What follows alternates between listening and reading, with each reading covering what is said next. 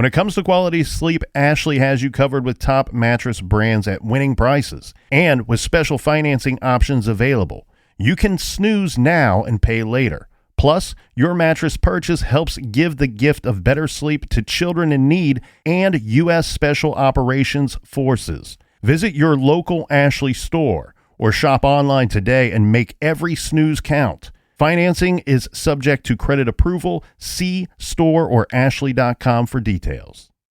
Dreaming of overseas adventures or connecting more deeply with family from afar? Rosetta Stone bridges the language gap. I've tried others, but Rosetta Stone's immersive lessons and voice feedback technology are game changers. Dive into 25 languages by learning intuitively, just like when you were a kid. And here's the holiday sparkle. Grab a lifetime membership now and save 50%. Gift yourself the world. Head to rosettastone.com now and save 50%.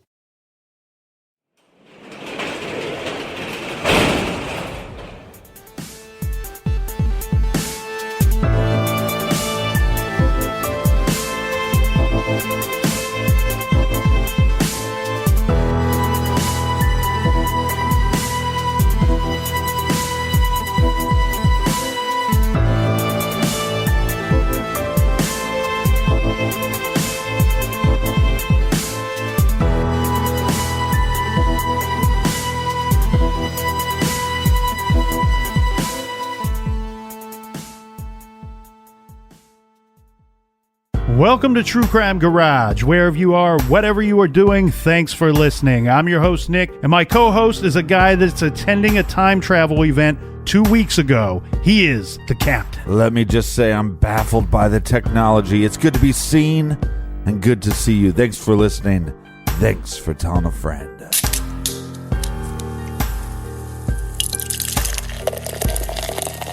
We are drinking Brew Free or Die Blood Orange IPA, garage grade, 5 out of 5 bottle caps. This is a fantastic beer, one of my favorites as of recently. Brew Free has got some good weight to it, and about a half a glass will warm you up nicely in these cold times. The Blood Orange is up front and cuts through the bitterness of the IPA perfectly, and this perfect beer was brought to us by these perfect peeps. First up, we have Adam in Queensland, Australia. And a big shout out to Dan in Perth in Western Australia. Next up, we have Kylie in Northcote, Australia. Well, cheers, mates. And a big we like your jib to Beth in Omaha, Nebraska. Next up, we have a shout from Gramps to Harry's awesome mom in Pflugerville. And last but not least, we have Jose from the cold, dark, and foggy Netherlands. So thanks everybody for going to truecrimegarage.com and helping out with this week's beer fund. And make sure you follow us on Instagram, Snapchat, Twitter, Facebook, all that stuff at True Crime Garage. And that is enough of the business. All right, Captain, remind me to thank you later. Everybody gather around, grab a chair, grab a beer. Let's talk some true crime.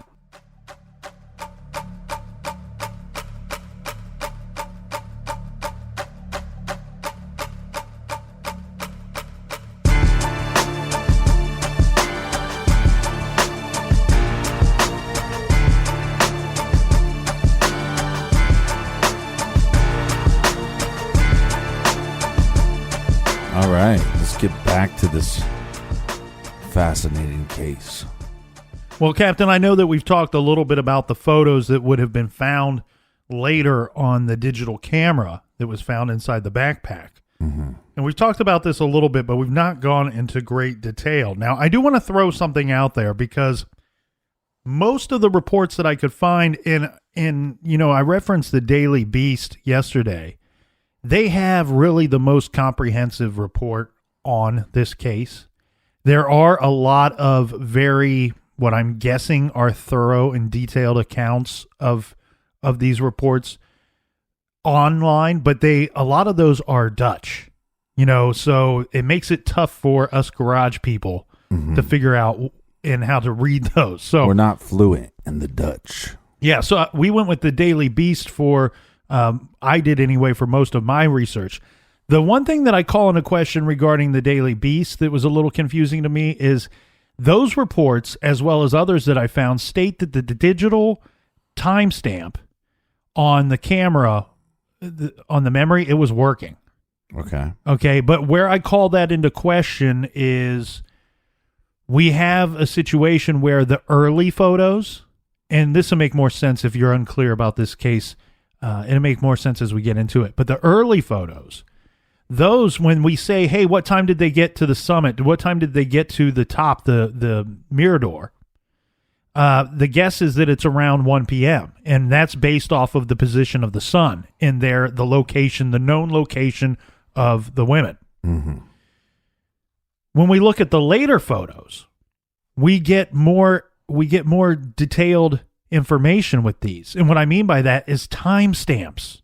Right. I don't understand why some of the same reports reference two different things: the position of the sun with the early photos, and then later the timestamps with another. So very confusing there. And I don't mean to confuse anyone, but I want to throw that out there because should we find ourselves in a situation where people are calling into question the information, I just want to be clear on how it was presented and what was found out there. So I found statements stating that the camera's memory, it was preserved, and that the digital timestamp worked. So according to that, investigators could tell exactly what photo was taken and when, right? So this, of course, assuming that the timestamp is correct. We've done so many cases where we're talking about surveillance footage and it's off an hour. Right. The camera itself was not equipped with GPS capabilities. As we said yesterday, it was retrieved intact, and there were 100 plus photos on it that were still available to investigators. Now, approximately 12 photos, these were taken on the day that the women were hiking, that they hiked the Pinista up the way to the crest during the day on April 1st. Well, like we said, there was some selfies, and there was a couple pictures of each other taking pictures of their friend. The last image from that day is of Kris standing on a rock looking as though she's about to traverse a small stream. Mm-hmm. It is sunny. She does not appear to be in distress, although now we know that the women were not heading in the direction that they should have been. Right. They're heading the opposite direction. We don't know exactly what time this photo was taken, but we do know that both women tried to call 112 after 4 p.m. that day. So what happened in those roughly 3 hours between the crest of the divide and the emergency calls? Or in the even smaller window between the last photo of Kris and the calls? Well, what we do know is that it gets dark very early here, so it's going to get dark around 4 p.m. Well, it should start getting darker in the jungle around that time. The sunset would have been 6:40 p.m. on that day. So then we have 7 days later. This is what I was referencing earlier, where we have the earlier photos and then we have the later photos. We have roughly 12 pictures that are taken of the two women on the day that they're hiking on April 1st. Right. It's not until 7 days later that another photo was taken. And incredibly, there were 90 plus photos taken on the camera in the middle of the night on April 8th, a week after the women went missing. And most of those pictures don't make sense to either you or I. And that's and that's why a lot of people speculate that they're using the camera's flash as a way to see where they're going. Right. And I apologize for laughing when you were talking there, Captain, but in all honesty, you know, most of the photos, I think all of them don't make sense to me. Right. And I think because they don't make sense to me, that I find it eerie and I find it extremely creepy that they don't make any sense. And like you said, it could be something as simple as somebody using the flash of the camera to try to see in the middle of the night. Maybe they're making their way on a trail. Maybe they're hearing something. Yeah, and at some point you're going to see there's a couple pictures of the back of one of the girls' heads. And I would argue it's not a picture to show the damage, really. It could have been, well, I think something's wrong with my head. I think I hit my head. And the friend saying, okay, well, let me use the flash to see if I can see anything. Right. Also, you could then look back at the camera to view the pictures. So to see, okay, well, let me take a picture of it. Let me see what's wrong with your head. But again, you can't tell. Is it a person taking a picture of the back of their? Is she taking a picture of the back of her head herself, or is her friend taking the picture of the back of her head? Okay, well, let's give a good representation of these photos, so the people that have never seen any of these can get an idea of what we're talking about here. So, 7 days later, 90 plus photos taken on the camera in the middle of the night, April 8th. Right. All of these photos appear to have been taken in the pitch dark of night, most of them only seconds apart using the flash, and they were taken over a 2+ hour period. The last one was taken at 3:22 a.m. Furthermore, all the photos appear to have been taken from approximately the same spot. The photographer was not moving around more than a few meters. Right. So what do these pictures show? When viewed as a whole, the Daily Beast says the photos seem to have some kind of pattern, although they are all eerie and overexposed due to the flash in the blackness. All of the photos were taken in a steep jungle environment. A dozen or more of these photos are of a long range. They're like hard to make out images. And we see some close-up, well-lit images as well. Now, the close-up, well-lit images are as follows. There's a single photo of a bloody temple area. Okay? This is other people's words, not the Colonel's words here. A single photo of a bloody temple area on what appears to be Kris's head. This is based off of the hair color. Right. Now, the scary thing about this photo is it's not known whether she was alive when this photo was taken. It doesn't show us enough stuff for us to formulate a whole opinion and theory off of what's seen or what's available in that photo. Mm-hmm. Then another photo would show possibly a crude direction marker made out of tiny sticks and little pieces of orange plastic. Now, many have speculated about what this is pieces of. Some think it to be pieces from a plastic bag or even gum wrappers laid out on a large flat-topped boulder. In the background of this picture behind the boulder, some believe that an enhanced version shows that the markers might be pointing toward in a straight line across the terrain to a possible monkey bridge. Remember, we talked about those monkey bridges yesterday. Another one shows a boulder or other rock surface type thing with what appears to be paper or toilet tissue. Some have speculated that this might be a possible attempt to spell something. Mm-hmm. And others point out that there is a rusty mirror in the center of the letters to, who knows what this is for. Could this be to reflect the flash of the light?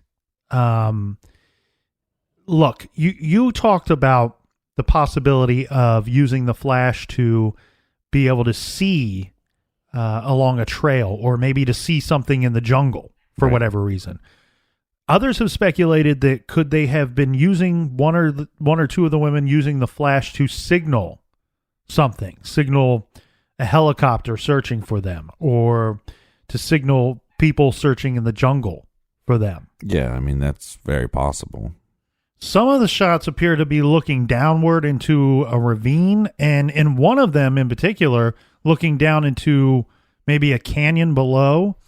In this particular photo, there is a blurry object on the ground, and this is in the background. And some have stated that they think that that's a body, the blurry object there. Mm.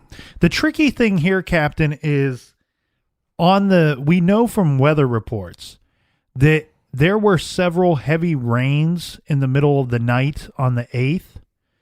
So, given that time period, we know these were taken in the middle of the night. Could the raindrops have made it difficult for the camera to pick up images at a distance? Things that maybe they could see with whoever's shooting these photos, that they could see with their eyes, that the camera just simply isn't picking up for some reason. Yeah, or were they hearing things and trying to use the light to see what they're hearing? Or the light to scare something off if it's an animal, like True. one of those monkeys or... Now, so what's up with these pictures is what everybody is talking about. The thing I want to know is why would someone go for 7 days between photographs and then take a series of photos in the middle of the night using the flash all from the same spot? Well, maybe they're using other sources to light their way, such as their phones or... But we have the log of the information of their phones. They're not being turned on. They're being shut off. Mm-hmm. Or their watch, or I'm just saying, I don't know. I mean, the whole thing is confusing. Yes, it's very confusing. That some people have wondered if this was an attempt to hint at their location. You know, like things are super dire at this point. They've been missing for a week. Right. Take some photos of where we last were or where I last was, because there might only be one of them left at this point, right? Depending on what has happened. Is this an attempt for someone to mark their location, or is it an attempt to mark the location where Kris died or was incapacitated? And I say Kris because we have that possible picture of the bloody temple. Right. I also wonder, I'm assuming this camera has the capability of also taking video.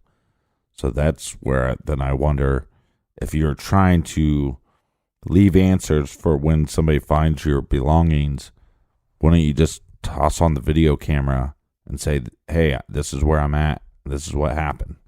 I mean, you see that in, what's that movie, 127 Hours? He does the same thing, puts his camera on him and basically says goodbye. Right. So why wasn't that done if that was the intent? Right. I don't know if it was able to take video. Most cameras nowadays are. So I would assume that it was. Right. And that feature, for whatever reason, if it was available, was not used.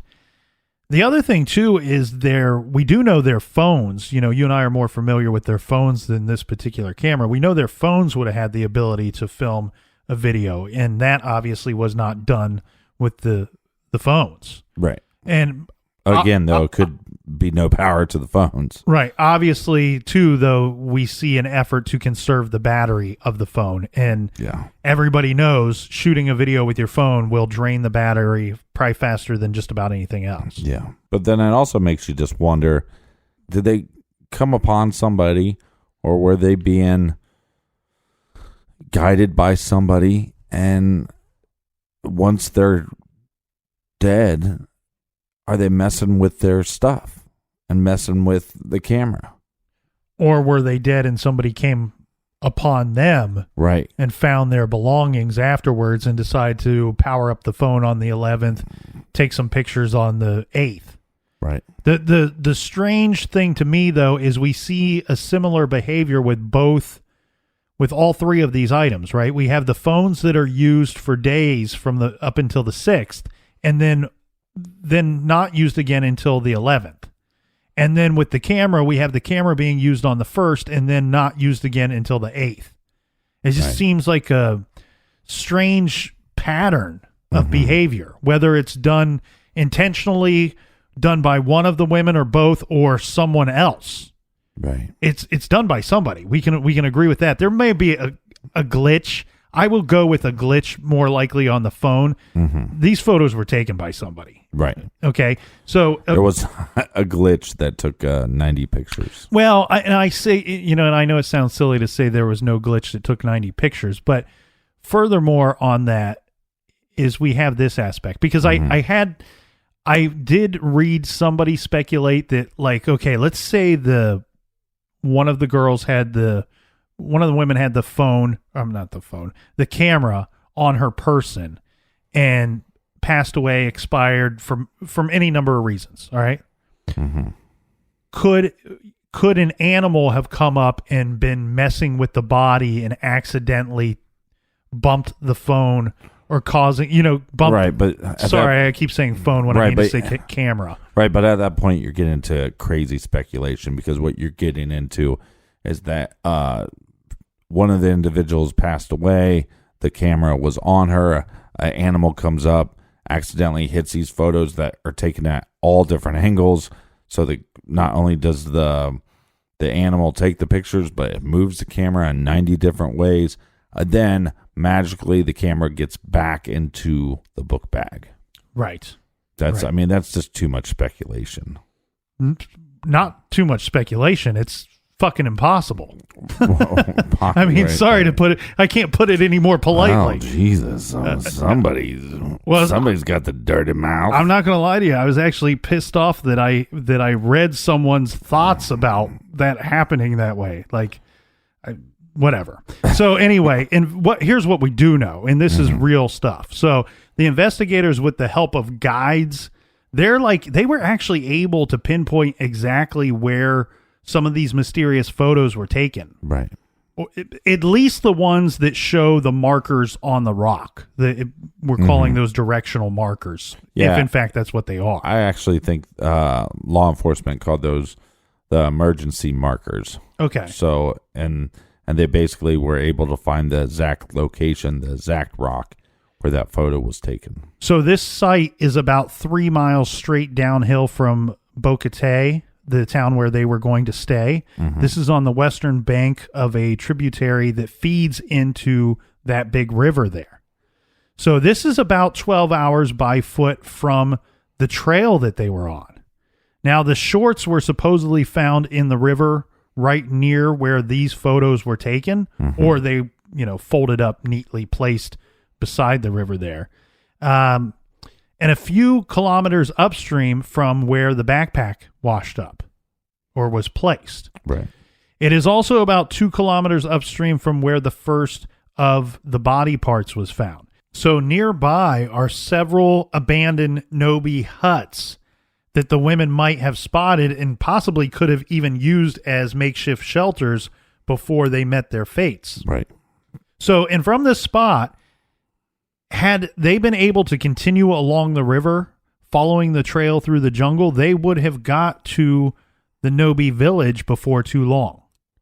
So what this means is, if in fact one of the women was taking these pictures, or both of them, and if one or both of them made it to where their belongings made it to, they did possibly have shelter, and they weren't very far away from other people. Right. The big question in this whole deal, Captain, is really, I think we're left with two very simple explanations as to what happened. We either have an accident that these women died and expired because of an accident, or they met with foul play somehow.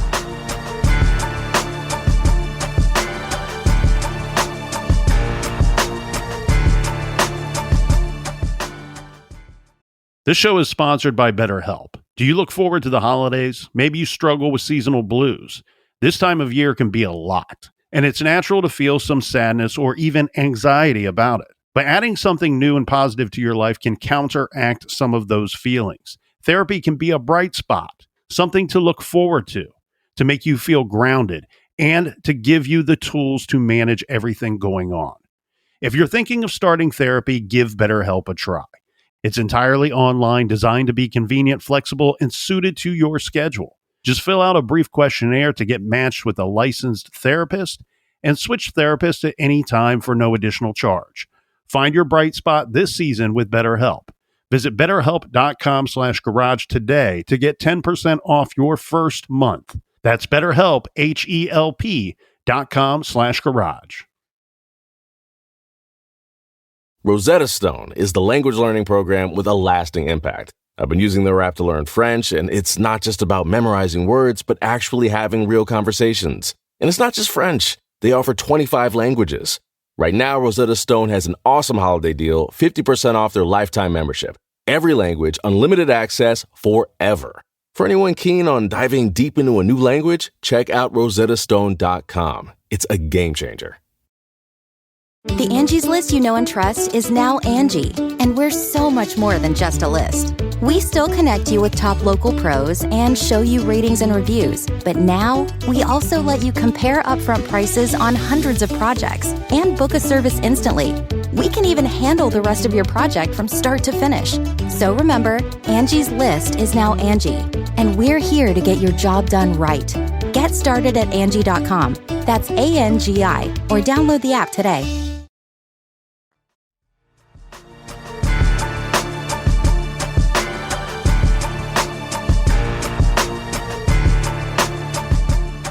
Cheers, mates. Cheers, Captain. Let's get into the possibilities here. Accident or foul play, because let's start with accident. Well, I want to give a shout out real quick. A big cheers to all the veterans that serve and protect us. Yes. Just want to give it a little cheers as I'm drinking. And thoughts and prayers with everybody in California. Hang in Yes.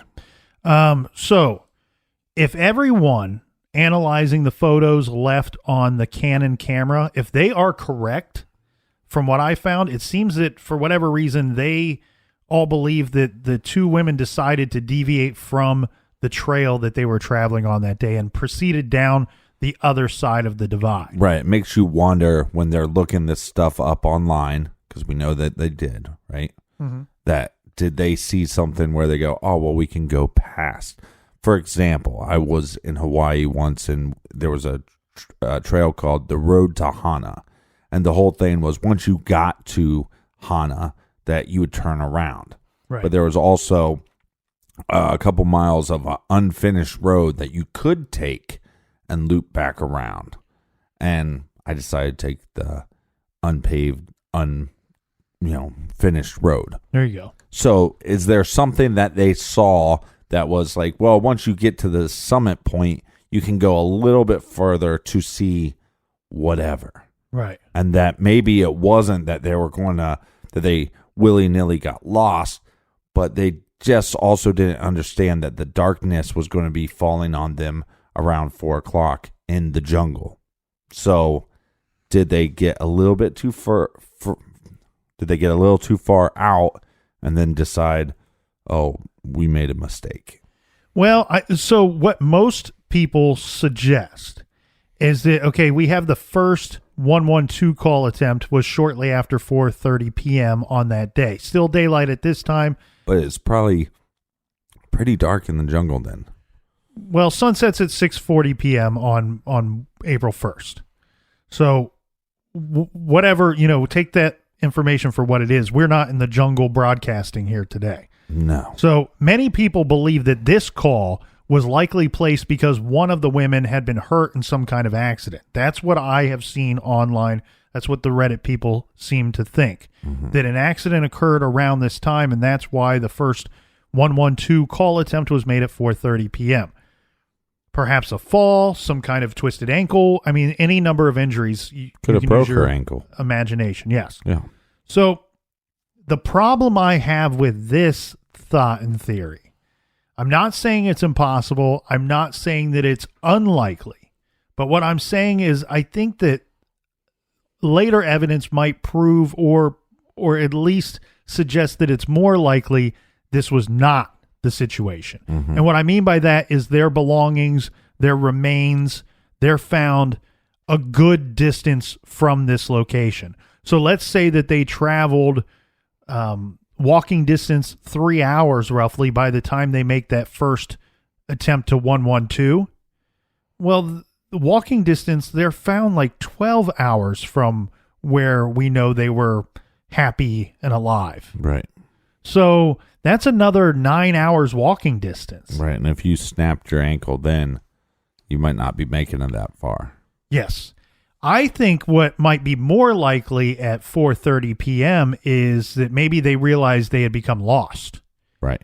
And I think that there's a good chance that maybe they didn't realize that they were lost until like 3 hours into the hike back. Because look, and like I said earlier, I'm not an experienced hiker. I'm not a well-experienced hiker, but I do know this. I've been out plenty of times where I'm hiking, I'm camping, I'm out in the wilderness, and I'm walking on trails. A lot of the stuff looks the same. And if you didn't take really good mental note of things on your way up, you may have simply just gone on the wrong trail thinking you were just returning down on the same trail that you had come up. Maybe you got turned around while you were up at the top there. Right. You started down the wrong way. I think, haven't all of us been there where we're traveling down the trail and we go, it might be a half hour, 45 minutes, an hour into it, and you're going, I'm starting to get the feeling like I haven't like maybe I went the wrong way. Yes. But what do we do? Most of us just continue on going because we're like, I'm probably wrong. Well, I haven't hiked trails like this, but I've done a lot of hiking in like parks and stuff. And like you said, some of the trails you go somewhere and then you come back, but most of them there's some kind of loop around. Even if you get to the end and it's just a circle that loops you back to the path you were just on, that lets you know, hey, oh well, shit, this one didn't loop around. I have to go back the way I came. But some of the trails, they just loop back around. Mm-hmm. So there's been times that I've been on a trail that we did 2 or 3 loops, and I'm like, man, this trail's long. And they're like, what are you talking about? We finished the trail 3 times. Right. And I'm like, oh. But that's also, you probably shouldn't drink a lot of beers before you go hiking. But, so now you're in this area that has way more trees and... They're in the jungle, man. Right. That's the most simple way to put it. Yeah, and I just, again, is it that wrong to think that maybe there was some reason that they were going to go a little further than what the initial hike is supposed to be, and they just got lost, and this is just it was a mistake, and it's a very tragic way to die, but, there's really no evidence of a crime here. So far. Right. So far. And the thing is, though, too, these are not hallways. We're not talking about hallways. It's not like a situation where you're walking for an hour, hour and a half, 2 hours even, and you go, shoot, I think I've gone the wrong way. I'll just turn around and go back. Right. We're talking about who knows the number of trails that are going on this other side here. And what I mean by that is how many times, even if I figured out finally that I've gone the wrong direction, mm-hmm. How many times do I come to a fork in the road, a fork in the path on that trail, trying to get back to the correct trail and have to choose a direction? Did I go left here? Did I go right here? You know what I mean? It's a mind game. Mm-hmm. And I think what personally may have happened here is that we have a situation. I think they've called in and they realize that they're lost. I don't think they called in with an injury at 4:30 p.m. on that first day. I agree, but based on the fact that they end up 12 hours away, right, from where that call took place. So, and also there's so many times where experienced hikers have gone missing, and these girls, by all accounts, are not experienced hikers. Well, and there's no markers indicating that they are going the right way or what direction they should take. Right. So they're at a huge disadvantage no matter what, in an area that they're not familiar with. So let's say that the women did become lost at some point, and once they got lost, it's kind of easy to understand how they could have quickly have gotten into trouble. The tropical cloud forest where the women, where we believe the women were, this is a wild area. This is venomous snakes. Mm-hmm. This is insects, poisonous plants. There's uncountable hazards out there. Right.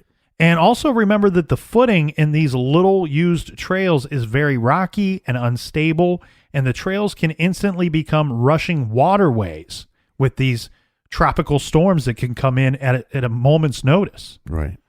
But even worse, the region is mountainous and uneven with ravines and crevices and cliffs, and sometimes these things are hidden in the jungle. Now, there is a predominant theory out there that at least one of the women fell to her death. So under my thought, this would be some point after they became lost in the jungle, that one of the women fell to her death or was severely injured during this fall, possibly off of a monkey bridge. So interestingly, one of the photos taken in the dark on April 8th, this the one with what investigators believe is a makeshift directional markers made up of twigs and plastic pieces, right, seems to show one of these bridges. Remember, we referenced that earlier in the background. And some have wondered, was Lisanne trying to indicate that Kris possibly fell off of a monkey bridge? Mm-hmm. Now, okay, so I probably should have got into this a long time ago to clarify what a monkey bridge is. For the most part, you can kind of picture Indiana Jones and the Temple of Doom and, right, and use your imagination a little bit. But basically, A monkey bridge is a rope or a piece of cable that is used to cross gorges, rivers, or, any number of obstacles. There is one strand of rope or cable for walking on and two strands up above on either side for people to hold on to while they're carefully attempting to walk across. Mm-hmm.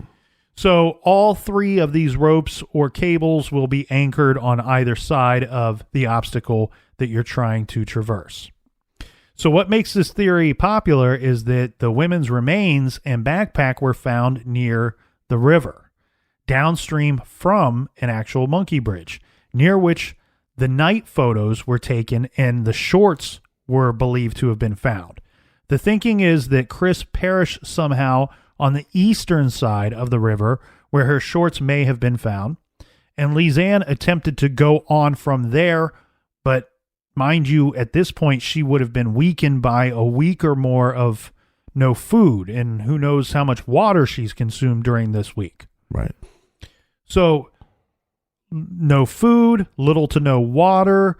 Was she not able to navigate the multiple monkey bridges and possibly fell, breaking her foot, which would immobilize her, leaving her stranded in one of the gorges along the river system? The other thing, too, that might suggest this, we do know that the bones of Lisanne's foot were broken inside of the boot because that's the way they were found later. Right. Other things that point to an accident incapacitating at least one of the women include the photo of the head injury on Kris's temple. Again, we don't know if she was mobile or even alive when the photo was taken, but these kind of situations that we've just discussed, they're not uncommon. For people traveling abroad to exotic, dangerous places they're not familiar with, they go out into the woods, they go out on an adventure, and they become injured at some point. And every day that you're out there, every hour that you're out there, that's why they have a certain path that you go, hey, go up to this point and come back. And that's still, 6 hours of, tracking back and forth. And I'm sure that people still get injured doing that. But when you're out there for so many days and so many hours and so many miles of walking, it's more likely that these things are going to happen. Now, there are some people that would say, Nick, you're wrong, that's not likely. And they point to, and this is a well-known fact, that there have been other people, other tourists that have gotten lost on that exact trail or the surrounding trails, and then later been located by guides or searchers using dogs. Right. Okay. So this case has been suggested. It was suggested to me a lot, and then once I started diving into it right away, it's very creepy. There with the phone log, with the photos, there's a lot of stuff to take a look at and ponder. I'm still wondering where there's evidence of a crime because I don't see it yet. Well, okay, so I'm not saying that you see it either. I'm just saying that people have point to the fact that this could be a crime. Well, no, you're right. I mean, it's often discussed in areas in forums that you would discuss true crime. Right. Okay, and I think it's the fact of not knowing. We don't know for sure what has happened. More to the thought of an accident occurred. We do have survival specialists commenting on this specific case, and they've referenced cases that they've studied in the past, citing that people in these situations can often survive for a week or maybe even 10 days, but almost never survive 2 weeks. Right. And if one or both of them were injured, then obviously that would compound things significantly. Right. There was a wilderness expert for the Daily Beast that concluded that this was very likely a tragic accident. We also have the local public prosecutor who ruled that it was an accident, and she emphasized that there is no indication of any trauma from cutting, stabbing, or violent dismemberment on the bones that were found. I have a big problem with that statement. While that statement is very true, right, I question the evidence because we discussed these are bone fragments. Right.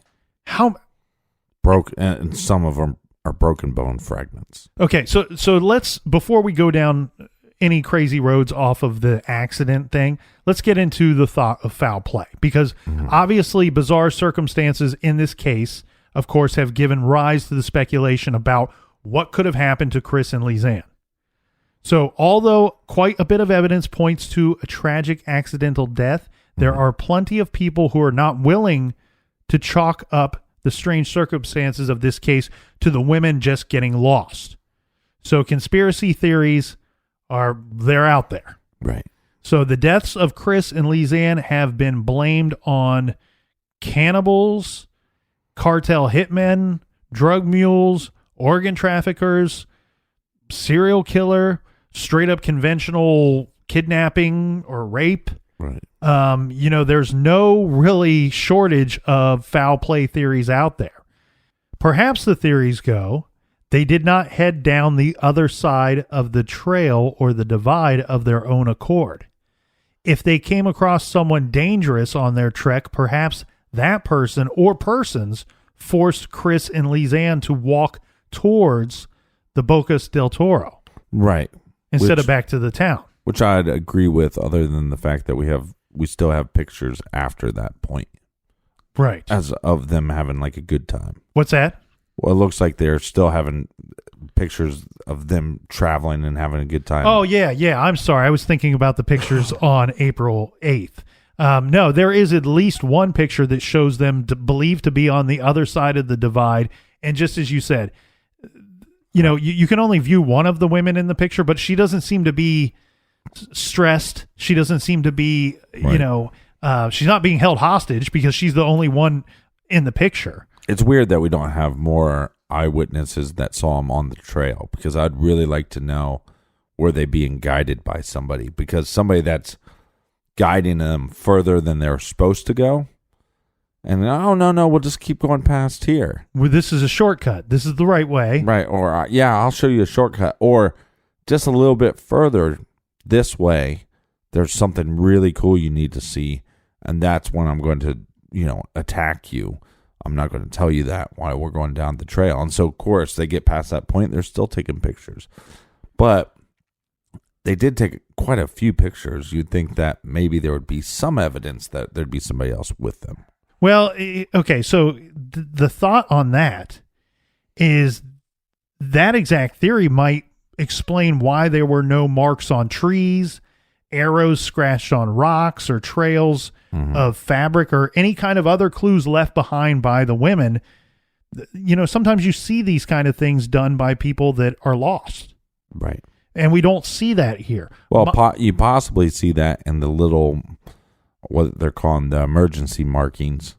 But that would be 7 days later. Right, correct. My thought here is, let's say they are alone, or, you bring up the interesting thought, if they're being led away there and they think they're going in the right direction, they're being told they're going in the right direction, they wouldn't leave any markers. So that would explain that. Or do you have a situation where they're lost and they don't realize that they're lost, and they're moving further and further from their point? Mm-hmm. The other thing that might point towards possible foul play is that we do know that calls were attempted, for a few days after April 1st, and they stopped eventually, but we do know at least someone is using the phone. They're, and eventually they're not using the PIN anymore. Was this someone that didn't know the women and didn't know the PIN? Right. Another factor that gives rise to theories of foul play are the very little that was found of the women's remains. Right. And the state of those remains. For one thing, where are the larger body parts? Yeah, to I think put it you crudely, sorry. Chalk a lot of that up to the elements plus the animals.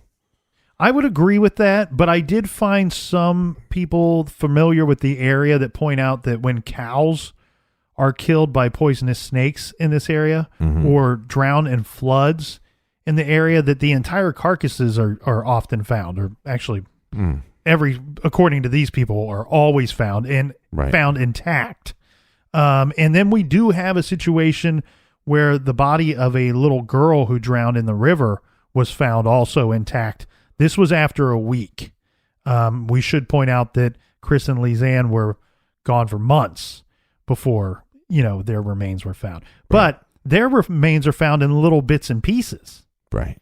Now, experts in various sources have indicated that decomposition would be very slow in the cloud forest environment because it's shady, damp, and cool, and deterioration is delayed. So if this, in fact, is true, that doesn't make a whole lot of sense to me because so little is found of these poor women. Yeah, and I definitely think that piece of evidence makes me question this. Right. Was it an accident or was this foul play? The other thing is the book bag. Just the condition it was found in, what was found in it. It just, that really gets me. Now, I don't want to discredit the power of insects, and you will never hear another show ever say that exact sentence. I don't want to discredit the power of insects, man, because I'm telling you, if you watched Nat Geo channel enough, they'll show those little it's like it's the images that they speed up with a camera that's recording a whole group of ants or insects that will get on something and then over the course of a day or week devour it to the point where it will fall apart. Right. So I'm not saying that just because of what these experts say that the deterioration would have been slow. I think what they're speaking in generalities there. Who knows what space, the exact space that these bodies were left in, be it from an accident or from an attack. Right. Now, what we do know is the area that it's believed that they were last alive, given the photographs. In these areas, there's no large cats or crocodiles or big predators in this particular area. And that might be why the people from the tribe at one time were living in this spot. Yeah, and I still I can't go over, like I said, the way the book bag's found, but also the shorts is very interesting if they were truly folded. Yeah, so all right, so let's go into the book bag first, then we'll get to the shorts, because I was thinking the same thing. And a lot of people point out that okay, because there's flash flooding in this area very regularly.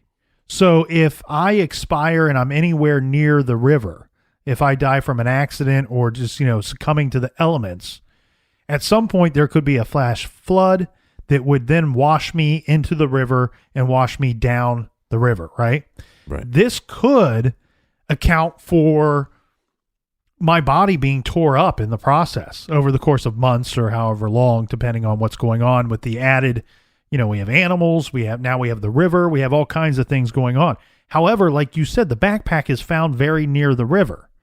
So if that backpack is with me up until the point of I pass away, we got to believe that the backpack and me took a similar trip down the river. The backpack, it's a cheap backpack that would have likely fallen apart in a rushing river. And if you're going to say that that's what happened to my body, but it didn't happen to the backpack, I have a bit of an issue with that. Right. I find it extremely strange that not only is the backpack found in good condition, it's found in very likely very good condition. And now we have little pieces and parts of bodies here.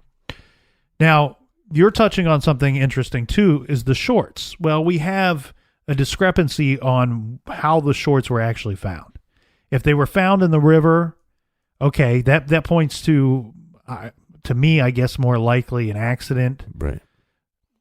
If they're folded up and placed neatly somewhere near the river, okay, what does that leave us with, Captain? Two options here. We got the option of some killer took these shorts and folded them up and placed them neatly near the river, or the person wearing the shorts, one of the women, took them off, folded them up, and placed them near the river. But right, I don't see a woman stranded in the jungle taking off her shorts and going pantless, going without her shorts in the jungle trying to stay alive. I mean, I guess unless it was something to wash up in the river, I don't know. I can't make, it's much like the pictures and much like the activity on the cell phones. It's hard to make sense out of really any of this. Well, that's what's so frustrating. I mean, the things that make this case so interesting are these photos, the things that make, the call log, these items that makes the case so interesting. And then on the flip side of things, I felt bad because the family having these call logs to look over and these photos to look over, it's like this, it feels like it's a puzzle that you can put together and make sense of it, but I don't know if you can. Right. Now, one thing we've not talked about is photo 509. Yeah, 509. One thing I want to get into something before we get to that real quick is a thought that this is something you see a lot when people are stranded and they know they've lost all hope, that they're not going to be found, they're not going to be rescued, they're not going to be saved. They often will leave some kind of note, message, recording, something for their loved ones, for their wives, their children, their mother, their father, their husbands, boyfriend, whomever, somebody that means a lot to them. They want to tell them something because you have the time to do it, and you know that the end is near. We have two women with cell phones, with a camera, with a backpack. We found no evidence that they've left anything for any of those loved ones. They didn't record any videos like you had said. Right, which also makes it lean towards foul play. And other than the possible picture of the bloody temple or the blurry object that might be a body in the background in one of the pictures, the 90 pictures that are taken in the middle of the night, they're not of the girls. They're not of the women. They're Right, just we of don't know random what they are. Yeah. stuff. There's not a selfie to show that I'm injured. There's not a picture of my friend who's injured or has passed away that's obvious. But what there is a missing photo. There's the missing photo of 509. And the weird thing about that is, okay, so we have on April 1st, the day of the hike, the last photo taken that's on the camera during that afternoon, it's number 508. Right. Then there is a 7-day hiatus in the photo taking. And the Canon resumes taking pictures with the night shots that we discussed, the first of which is numbered 510. Right. So where is 509? Now, as the Daily Beast put it, it's the one picture that would fall between the existing daytime and nighttime photos, and thus could give us a clue as to why Kris and Lisanne kept hiking and what or who they may have encountered out there. It is not thought likely that the women would have deleted this crucial picture themselves while out on the trail. None of the other night pictures were deleted, although some of them appear to show nothing. Investigators were unable to retrieve the image from the camera's memory card, Right. leading some to believe that it had been deleted on a computer. Right. So this is where it gets very interesting, is they believe they can tell, you take a picture with your camera, well, you didn't like it, so you just delete it real quick, move on to the next one. That would make sense on why we don't have a 509. But when the authorities are saying, well, we think it's more likely that the camera is actually connected to a computer to delete that picture. Wow. Right. You know what I mean, that's game changer. I mean, if they have the technology to prove that, then to me, there's no question that this was foul play. Right. And you're not going to just randomly come across a computer out in the middle of the jungle. So that means the camera was in someone else's possession if in fact that 509 photo was deleted from a computer.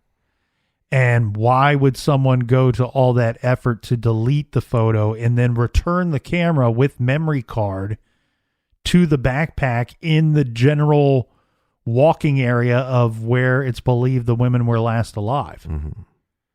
Very, very strange stuff. You have to wonder, we referenced a possible glitch in the phones earlier. Could it have been some kind of glitch?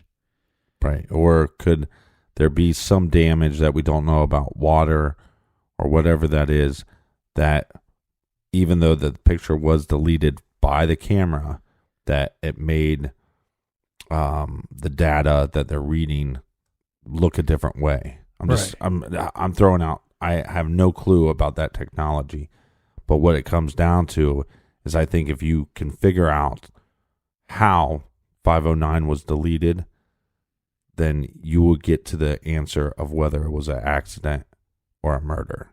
Well, and what the hell could be on that photo too? Could be the person that is responsible for them never being found. Or a bloodied victim. I mean, any number of things really pop to mind because you're talking about the photos that we see on April 1st appear to be of two young, strong, vibrant women out on a hike, having a good time out in the sunshine of a trip that they wanted to go on. Right. That's what we see. That's all that indicates to me is going on. And then, boom, 7 days later, we got random pictures in the dark that make no damn sense at all. But that's why it makes sense to me, though. If they went off trail for whatever reason, and then they stumbled upon, they're looking for help. They're called for help. They know that they're lost. And here comes somebody that goes, hey, what are you girls doing? Can I help you? And maybe it's just like after a little bit of traveling, it's like they take a picture with this individual. Ah. You know what I mean? And then something terrible goes down after that picture, and that individual is still around to delete it. Right. And like I said, you find out why that was deleted.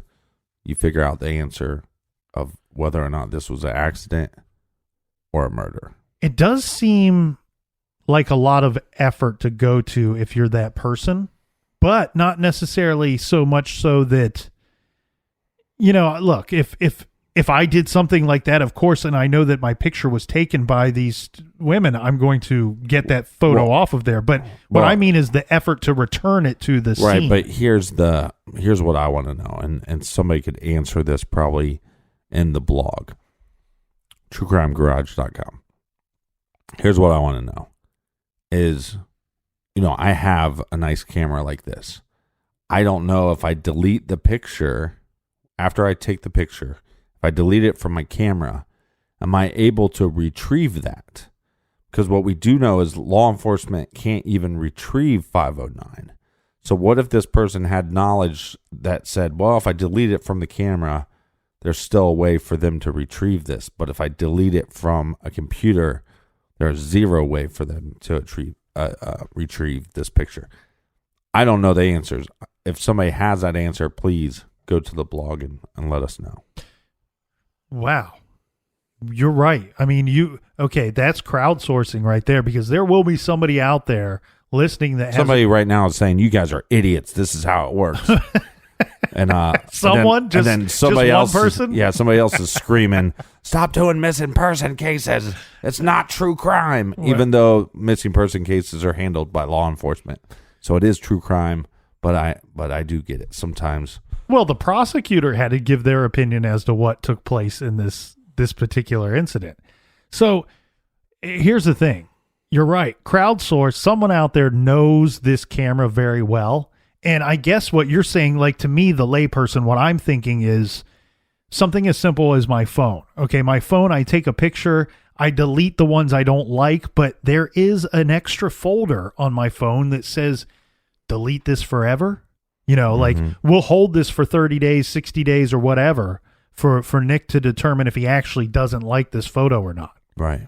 So, yeah, that's interesting to find out. Now, I did find a blog, one blog that I found that said that the missing photo is being held back at the request of the family. This, who knows exactly. That's right. If that's his rumor or not. Right. And who knows who's posting that, really. So personally, I don't know that I can see this being true simply for the fact that we have other statements by authorities saying we can't retrieve that photo. Why even bother to say, you know? Well, maybe they're just lying to protect one of these females, which if they're lying for that, I mean, at least that's a good reason to lie. Now, I do want to throw this out there before we get into our thoughts about what could have happened to these two touristas, but all of the experts that have looked into this case, and I mean local experts and even Dutch experts that were flown to the area that have reviewed this case, they all state that they believe the cause of death. While they cannot determine the cause of death, they all have pretty much come to the conclusion that this was an accident, that this is an accidental death, that the women became lost or injured, and at some point both succumbed to the elements. What do you think happened here, Captain? Well, I'm not even going to speculate. All I'm going to say is if you tell me that 509 photo 509 was deleted from a computer, you don't have to tell me anything else, because I can't. There's no logic in my brain that could explain that. So, well, that would have to mean that they either left the jungle or the camera left the jungle. Right. And if the camera left the jungle and they did not, then something. Right. So that to me, that's your answer, and that's all you need to know. And if law enforcement knows for a fact that camera left and went to a computer to have a picture deleted, and they still want to come up with this bullshit that it's an accident, well, they wouldn't though. That's just nonsense. But if it's just speculation that it was deleted from a computer, but they pretty for sure that it was just deleted, could have been deleted by accident from the camera. And if they knew that, then definitely it's an accident. See, I don't think they know that. Obviously, like you said, because had they known that it was deleted from a computer, then something terrible who in happened. their right mind could make statements that they're making. Something terrible happened. What I think we have here is I think we have a situation where there's a missing photo, and reporters are saying, well, why would that be? Why can't you retrieve the photo? The photo should tell us what happened to these women. Unfortunately, look, we have over 100 photos that don't tell us what happened to these women. Right. So maybe that one extra photo doesn't help us any more than the other crap photos that we've seen. Right. And what I mean by that is I feel like they're pressuring and pushing law enforcement or the investigators who, I think we should be clear. In the reports, it often says investigators. I don't know that 100% means all the time it's actual law enforcement. Right. Okay. So the investigators are pushed and they're saying, well, how could that be, man? That you have this camera, you can retrieve all these other photos, but you can't retrieve this one. Well, that could be any number of reasons, like this, that, the other thing, removed by a computer, blah, blah, blah, blah, blah, blah, blah. Right. So it could be 9 or 10 different reasons why that was deleted and they can't retrieve it. The other thing here, though, too, is I wouldn't fully say that if somebody could prove to me that the photo was deleted by the camera, by someone using and operating the camera, I wouldn't immediately say, well, then they weren't killed. They weren't murdered. Right. Because why the hell would that photo be deleted and all the 100 other photos that... Right, but you can logically explain that as far as like, oh, it was an accident, or somebody took a selfie that they didn't like, so they deleted it. Right? No. So, I mean, there's all these logical reasons, but there is no logical reason for this to leave the jungle, be deleted, and then come back to the jungle. There's no logical explanation other than somebody didn't want that picture on there bad. Well, and I think for this is a problem that you and the listeners suggested this case. It's a big problem because the information in this case itself, it does keep me up at night. There's so many possibilities. There's so many unanswered questions.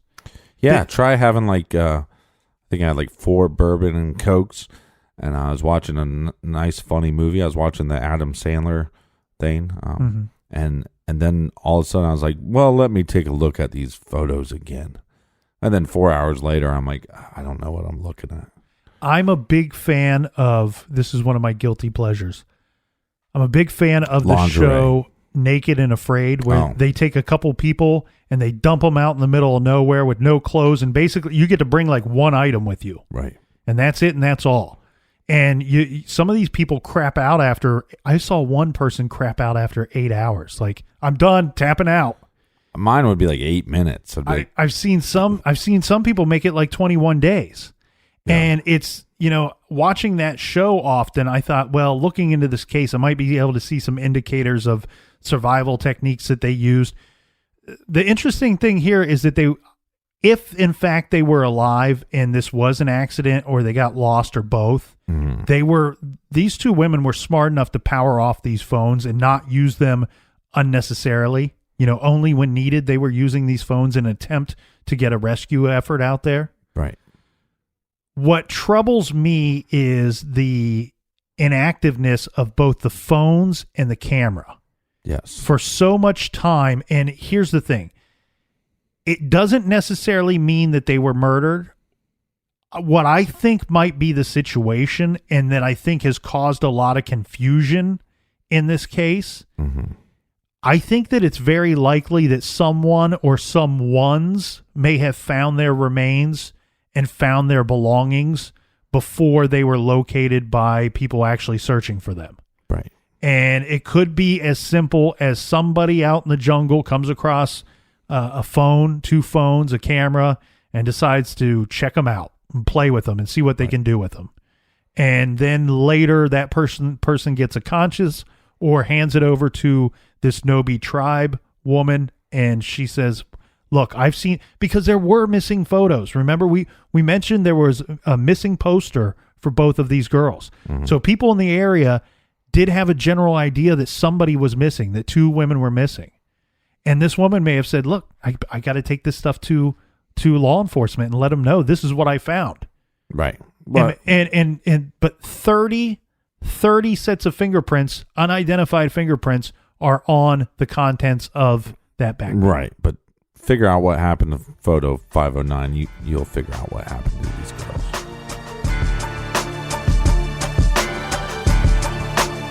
And before we wrap up this week here, Captain, we got a little recommended reading. The book we are recommending this week is called My Son the Killer, The Untold Story of Luca Magnotta and One Lunatic and One Ice Pick by Brian Whitney, co-authored with Anna Yorkin. This is Luca's mother. Now, Luca does not do interviews, but true crime author and friend of our show, Brian Whitney, was able to get Luca to talk for this book. And we interviewed Brian Whitney on our other show, Off the Record, which if you want to check that out, you can get that on Stitcher Premium. We did that this week. So to find full archives of our old shows, of all of the True Crime Garage episodes, you can get that on the Stitcher app. And if you want to check out the awesome show, Off the Record, that's only available on Stitcher Premium. And you can get a free month of listening by going to StitcherPremium.com/True Crime Garage and use promo code Garage. We hope everybody has a good week. Be good, be kind, and don't litter.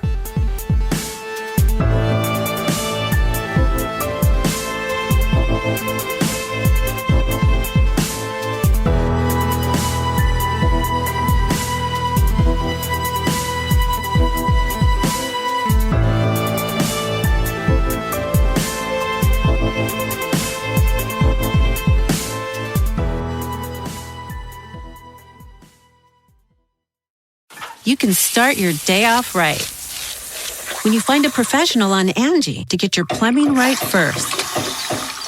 Connect with skilled professionals to get all your home projects done well. Visit Angie.com. You can do this when you Angie that.